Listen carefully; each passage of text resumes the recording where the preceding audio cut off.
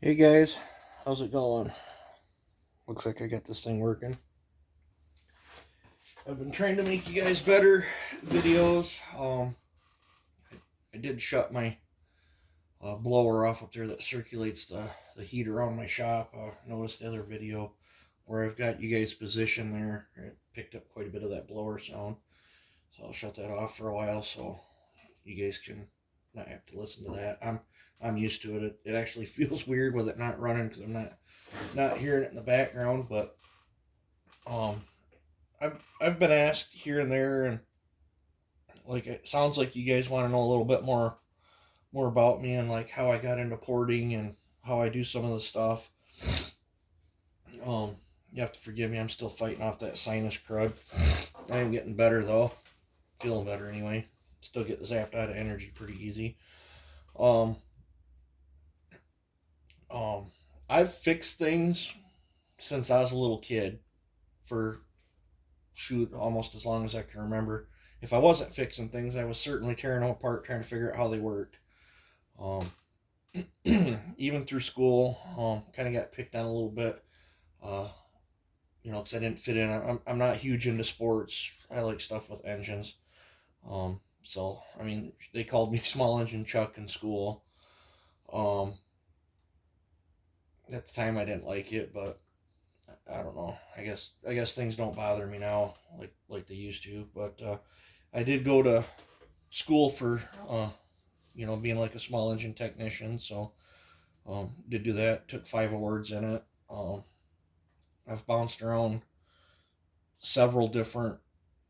Like I was at Montgomery Ward Tech for a while till they went belly up. I was a steel technician for a while. I've worked at some different small engine shops here and there. Um, then went different avenues. Did the auto mechanic thing there for a while. Paint cars. Um, build race engines, transmissions.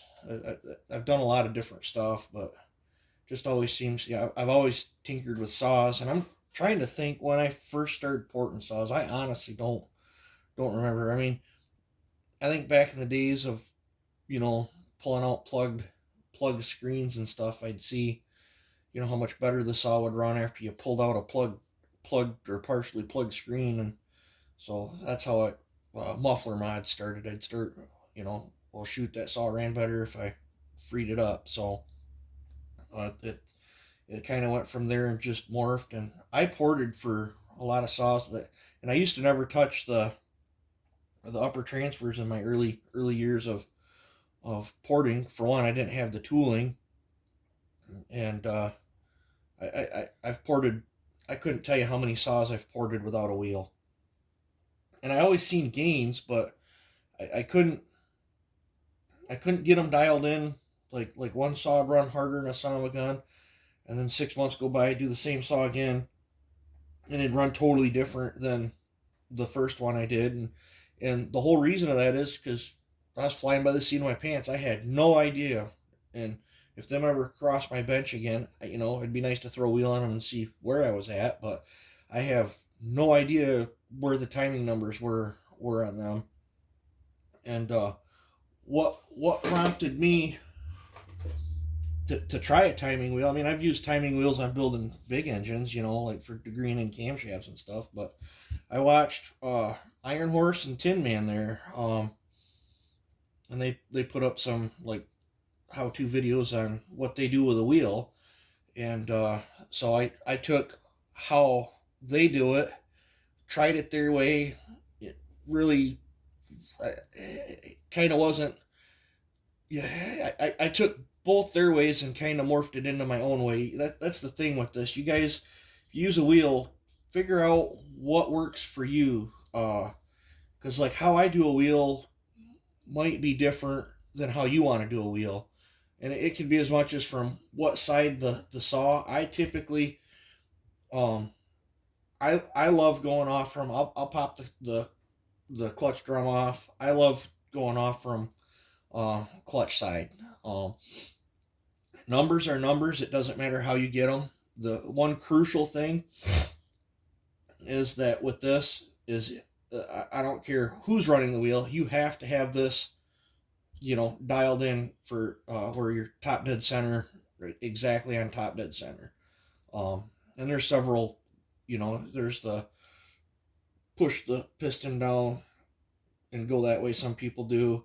Um, there's the piston stop way. I kind of do a little bit of both. I'll push the piston down, and then right there's my pointer. It's nothing special. That's just a piece of brass brazen rod that had been around, and I chose brass because it's a little more rigid than copper. Um, I mean, you can knock this thing pretty hard. You really gotta bump it to get it off.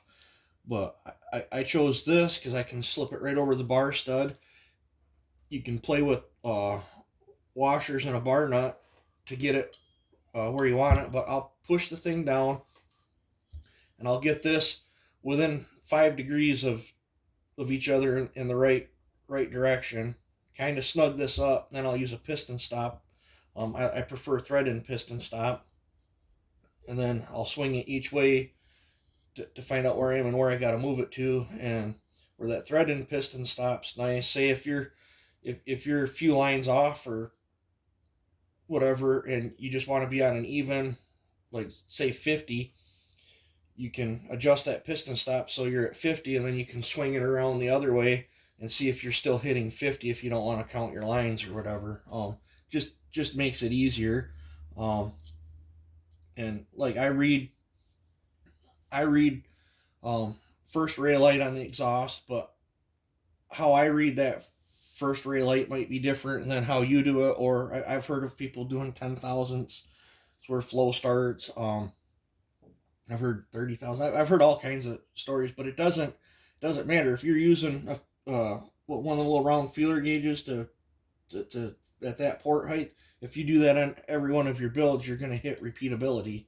Uh, you know, everybody does this different, but um, what this wheel allowed me to do though was hone in repeatability on my builds, and then when I change something, being able to read what I changed gives me an idea of what the saw is doing, why it did that, and what can I do to make it better.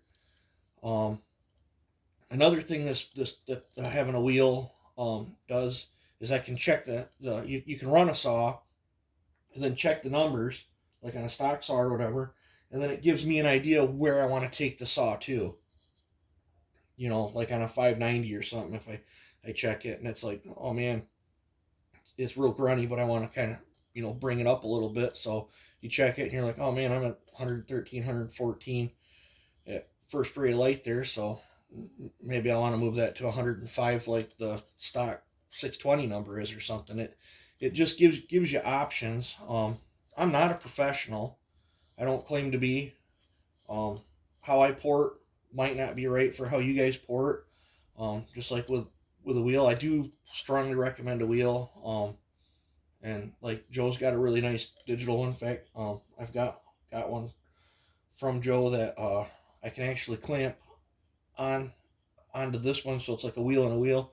I'll use this one to get my numbers, and then what that one that Joe's got, what that thing's really sweet for is if you're in a hurry and want to check your total port opening duration or whatever, because you can just get the skirt where it is right there, and then zero it out, roll it around, and bring it back, and it'll tell you exactly um, your degrees of total opening. That's what I use that more for. I move saws around too much. I found out if you're constantly wiggling and moving your saw around, and if you don't put it right back in the exact position, that thing's so sensitive it can change. I would bet if you were doing saws in like a saw vise or holder or whatever, that would be a really handy tool. It's handy anyway, because you can take it out of that uh, the truck holder that it's in, and it's got a magnet to it. You can stick it to things and check your angles and stuff. That's a really handy setup. But yeah, it's but back onto the port work stuff, guys. I'm not a professional. I consider myself a hobbyist that enjoys doing what I'm doing. I don't want to make a career out of it. Any time that I've turned anything that I've loved or enjoyed to try to make it a career, it sucks the fun out of it, and you just get burned out, and then it's no fun. Nice thing with me dabbling in porting saws is I can tinker with them, have fun, and when I'm starting to feel like maybe I've done too many of them or whatever, I can stop porting. I can go out and run my saws. I can cut firewood. I can do other stuff, or I can go play on my tractors, or you know go pick up a beater vehicle or something, or motorcycle or something, tear it down, repaint it. I do all kinds of stuff. But back onto the port work, there's so many different ways of porting. Like I guess some people say I do it wrong, and I probably do. I don't know if my way's right or wrong. Um, I don't port every model saw the same. Like sometimes I'll cut the combustion chamber. Sometimes I won't. Sometimes I'll cut the piston. Sometimes I won't. Um, I mean, you can change all your numbers just by, uh, molesting on the piston. You can change your intake timing. You can change your exhaust timing. You can change your compression. You can change when the transfers open, all by a piston. If you wanted to, carve out,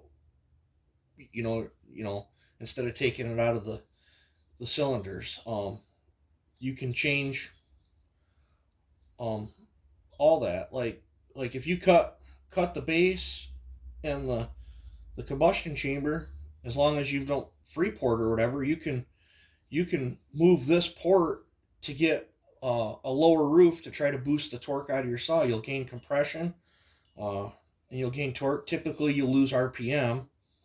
Um, it's just like on the transfers. I run big transfers. That's just me.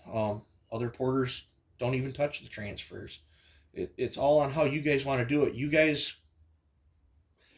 pick up a saw. If you're going to learn how to port, I strongly recommend you guys picking up a saw and trying to port. It's addicting. It's fun. It's enjoyable. You get to see your results when you're done. But start out with something cheap. Go pick up a clone saw or something. That way, if you botch a cylinder or something, get on eBay and pick up a cylinder for 25, $30. It's not the end of the world. It's a little different with something, like this. You botch this thing up. This one's pretty hard to find. This is a slant fin. I believe that's a 10 millimeter 044 cylinder. That's pretty hard one to find, and um, I'm probably gonna destroy this one as well, because I'm gonna be welding the sides up on this one and then machining it down and these fins and stuff, because I'm gonna take a crack at one of like Joe's style builds of them 620 hybrids he's doing. I don't know when I'll get to it. I got a lot of other saws on my plate before then, but that's what I saved this cylinder for, was for one of them builds. I'll probably I have another one of these that is off a blowed up saw that's damaged. I'll probably weld on that one and do machine work and stuff just to make sure that I'm physically capable of doing it before attempting it on this one, because these things are getting on titanium. But yeah, I'm sorry I'm bouncing all over the place, guys, but it's just like calipers. I prefer a dial caliper on 90% of the stuff I do. These serve a purpose too. I'm not fond of them. Um, it's easier for me to make a mistake with these than this, but I grew up on dial caliper. I didn't grow up on these, so it's probably the old school stubbornness in me. What this is great for is checking millimeters. It's awesome because you can check millimeters of something, and then if you're wondering, well, how many thousandths is that, then I can just click it over to the thousandths, and it gives me a good idea what's going on there. Another nice thing is I'll use this to check my millimeters and stroke on on saws. So that, I mean, it serves a purpose. I don't use it much. I use these, just like I've got a really nice set of micrometers, uh, Mac brand, if I remember, they're floating around there somewhere in a case. Don't hardly ever use them. Um, I do all my machine work with a set of calipers. Always have, probably always will. That's just me. But I thought I'd make this little video and um, give you guys some ideas that, you know, I'm not some stuck up builder or whatever that thinks my stuff's better than anybody else's. There's hundreds of incredible saw porters. There's people out there porting saws that you guys don't even know of or see or watch, and they do amazing work. You know, and I talk to a lot of different porters. I bounce ideas off them. Um, I try to talk to everybody. I try to get along with everybody. If you know, I can't control what goes on comments on groups and uh, and other comments and on other posts and stuff like that. I can only be me. I'm just me. I'm a nobody. I'm just what I am is a redneck hobbyist having fun. I want to keep drama out of it. I've got 4 girls, so they manufacture drama. I come out to the saw shop. This stuff's like my therapy. I'd probably go nuts if I couldn't tinker on this stuff. So but I try to get along with everybody. If you guys, like, you can ask other people that's talked to me. You can send me messages in Facebook Messenger, and I try my darndest to get back to anyone that gets a hold of me on questions on builds. I would much rather try to help you, have you port your saw, than for me to port it for you. I feel if I port it for you, you're not going to learn nothing. If you port it and I help you, you're going to learn something. You'll get something out of it. You'll have fun, and it's a really nice sense of accomplishment when you wake up a saw and you're thinking, man, this thing's freaking screaming demon, and I did that. It's a good feeling. It really is. I can't tell you guys enough how much fun I have doing this, and I do take on saws here and there, but it's very often. I don't like being behind. I don't like that feeling. That starts to be not fun. Um, Sometimes I'll take on a saw if it's one that I've been curious about and want to see what it's made of or what I can do with it before I go out and buy one. But generally, it's far and few between, and unless you're like local and you know me. I poured a lot of saws for other people, but I've known most of them people for a long time, if that makes any sense. But I know I'm just babbling on here, but that might give you guys a better understanding of me and how I think and the reason why I do this. So I want you guys to enjoy your day, and I'm trying to warm up to the camera. I'm trying to make you guys better videos. So hopefully it's working. But you guys take it easy. If you have any questions, ask in the comments, or send me a message. Have a good one. I'm out.